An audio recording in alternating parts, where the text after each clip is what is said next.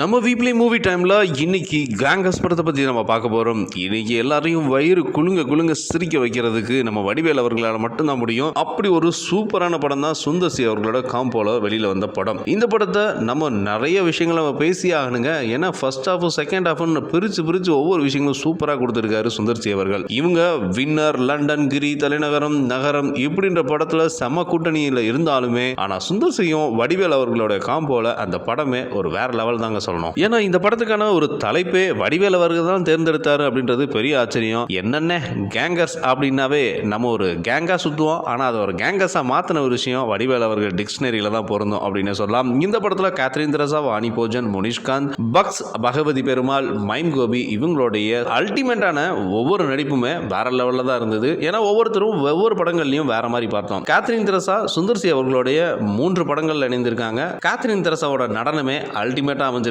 And இதுல வாணி போஜனுடைய ஒவ்வொரு நடிப்பும் வேற மாதிரி இருக்கு. இதுல இவங்களை எதுக்கு ஒரு விஷயங்களை துரத்துறாங்க, யார் இவங்களை துரத்துறாங்க, எந்த குழந்தைய வந்து கடத்துறாங்க, இது எல்லாமே வந்து பக்கா பிளான் ஆனதான் நடக்குது. ஆனா இந்த ஃபர்ஸ்ட் ஹாப்ல வந்து ஒரு 40% ஒரு காமெடி மட்டும்தான் ஃபில் பண்ணியிருக்காங்க. ஆனா இதுல சின்ன விஷயங்களை கொஞ்சம் பழைய காமெடிகளை கொஞ்சம் எடுத்துட்டு போனாலும் ஆனா அவரோட பாணியில மிரட்டி எடுத்திருக்காருன்னு சொல்லலாம் வடிவேல் அவர்கள். இதுல இந்த 15 வருஷம் இடைவெளி யாருக்கு, சுந்தர் சி அவர்களுக்கும் வடிவேல் அவர்களுக்கும் 15 ஆண்டுகள் இடைவெளி. இந்த இடைவெளியை பூர்த்தி பண்ற விதமா இந்த கேங்கஸ் படம் அமைஞ்சிருக்கு அப்படின்றதான். இப்படி இந்த சம்மர் டைம்ல குழந்தைங்களுக்கும் அதுவும் ஃபேமிலியோட போய் பார்க்கக்கூடிய ஒரு படமா கொடுக்கணும் அப்படின்னா சுந்தர் சி அவர்களால தான் முடியும். அண்ட் இதுக்கு பெரிய சப்போர்ட்டிவா அமைஞ்சிருக்காங்க. And Bens media private limited, AC Arunkumar அவர்களும், Avni Cinemax private limited, Khushbu Sundar அவர்களுடைய ப்ரொடக்ஷன் தான் இந்த மிகப்பெரிய ஒரு விஷயத்தை பண்ணியிருக்காங்க. ஸோ இனி இந்த வருஷம் ஃபுல்லாவே சம சிரிப்பு மலையாக தான் இருக்க போகுது. அண்ட் வடிவேல் அவர்களும் இன்னும் நிறைய படங்கள் பண்ண போறாங்க. அதுக்கு முதல் படமா இந்த வருஷத்துல அமைஞ்சது கேங்கர்ஸ் தான். ஸோ இந்த கேங்கர்ஸோட ஃபர்ஸ்ட் ஹாஃப்ல பார்க்க போனோம் அப்படின்னா ஒவ்வொரு கதாபாத்திரங்களும் சூப்பரா நேர்த்தியா கொடுத்திருக்க ஒரு காரணத்தினால மட்டுமே இந்த ஃபர்ஸ்ட் ஹாஃப் வந்து சூப்பரா கலகலப்பா இருக்கு. அண்ட் இந்த கலகலப்பு அப்படின்னாவே சுந்தர் சி அவர்களை பத்தி தான் ஞாபகத்தில் வரும்.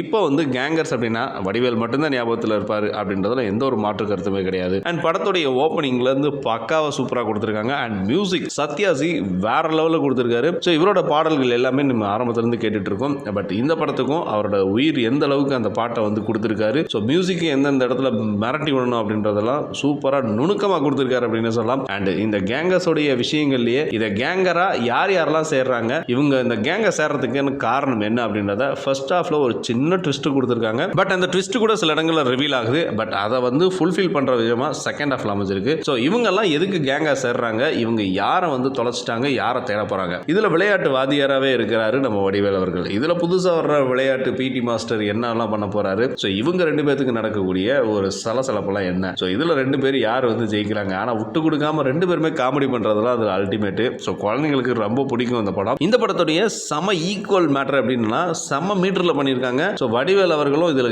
ஈக்குவலா காமெடியை செம்மையா அள்ளி எறிஞ்சிருக்காரு. ஆனா இதுல கொஞ்சம் புதுவிதமான காமெடியை மட்டும் சேர்த்திருக்காங்க. அதுதான் ட்விஸ்ட். அந்த ட்விஸ்ட் தான் 2ஆம் பகுதி. பட் இவங்க எல்லாம் ஒரு 100 கோடியை டார்கெட் பண்ணி ஒரு விஷயம் நடக்குது. ஸோ இந்த கேங்ஸ்டருக்கான விஷயம் அப்படியே கேங்கர்ஸா மாறுது. இந்த கேங்கர்ஸ் அந்த 100 கோடிக்கு எப்படியெல்லாம் வந்து முயற்சி பண்றாங்க. கடைசியா இந்த பணத்தை எடுத்தாங்களா எடுக்கலையா அப்படின்றதான். பட் இதுல வந்து ஒரு 3 பேர் இருக்காங்க. அந்த 3 பேருமே இந்த பணத்துக்கான பாதுகாப்பா இருக்காங்க. இவங்களுக்கு மீறி இந்த படத்தை எப்படி எல்லாம் எடுப்பாங்க அப்படின்றதுதான் இதுல வந்து ரொம்ப சீட்டோட நுனிக்கே சில காட்சிகள்லாம் இருக்கு. பட் நம்ம எல்லாமே அரண்மனை பார்த்திருப்போம். அந்த அரண்மனை மாதிரியான சில சீக்வன்ஸ்லாம் வரும்போது ஒருவேளை பேய் வந்துருமோ அப்படின்னு இருக்கு. கண்டிப்பா அதுல இல்ல. பட் இதுல வந்து ரொம்ப நகைச்சுவையை மட்டுமே மையப்படுத்தி கொடுத்திருக்காங்க. ஆனா சின்ன விஷயங்கள்ல கொஞ்சம் சீரியஸ்னஸ் இருக்கு. அந்த சீரியஸ்னஸ் இல்ல தெரியக்கூடாது அப்படின்றதுக்காகவே நகைச்சுவையை அள்ளி எறிஞ்சிருக்காரு. ஸோ அப்போ முதல் பகுதி 2ஆம் பகுதி வேற லெவல் தான். பட் இந்த முதல் பகுதியை பார்க்கறதுக்கு 2ஆவது பகுதியை பார்க்கறதுக்கும் நான் சொல்றதை விட நீங்க உங்க அருகாமையில் உள்ள தியேட்டர்ல கேங்கர்ஸ் படம் போயிட்டு இருக்குங்க, போய் பாருங்க. நம்மளுடைய Bens media private limited, AC Arunkumar அவர்களுடைய தயாரிப்பிலையும், Avni Cinemax private limited, Khushbu Sundar அவர்களுடைய ப்ரொடக்ஷன்லையும் சூப்பரா இந்த படம் வந்திருக்கு. ஸோ இது மாதிரியான சூப்பரான விஷயங்களை தெரிஞ்சுக்கணும் அப்படின்னா நம்ம வீப்ளே லைக் பண்ணுங்க, ஷேர் பண்ணுங்க, சப்ஸ்கிரைப் பண்ணுங்க.